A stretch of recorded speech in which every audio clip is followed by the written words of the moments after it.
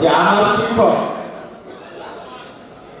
আমি যখন ঢাকা বিশ্ববিদ্যালয়ে পড়ি তখন তিনি আমার কবি জসীমউদ্দিন হলে আবাসিক শিক্ষক ছিলেন। তখন থেকে তার সাথে আমার পরিচয়।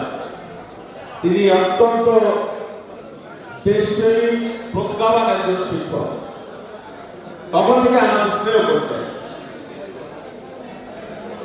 আমি খুবই দুঃখিত যে এখানে আসলে একটা অপ্রীতিকর ঘটনার মতো, আসলে এটা কোনোভাবে বাঞ্ছনীয় না। যেটা উদ্বোধনের কথা ছিল 10টায় ফরিদপুর কোতোয়ালি সদরের এমপি যদি নায়েব হিসেবে আমরা জানানোর পরে আমাদের হয়তো 2 মিনিট 3 মিনিট দেরি হয়েছে।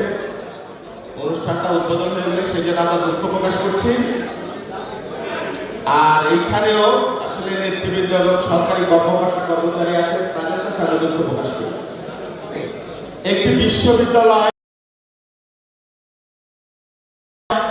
একটা এলাকা, একটা দেশ এবং একটা সমাজে আলো ছড়ায়। ফরিদপুর 3 আসনের অভিভাবক আমরা সেই আনন্দমুখর পরিবেশটা ধরে রাখার চেষ্টা করি।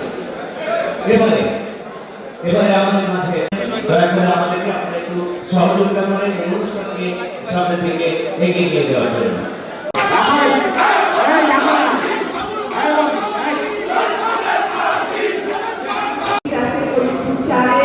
সংসদ সদস্য শহীদুল ইসলাম বাবু ভাই, আসলে বাবু ভাইয়ের বক্তব্যের পরে আমার বক্তব্যটা এটা বেমানান হয়ে যায়।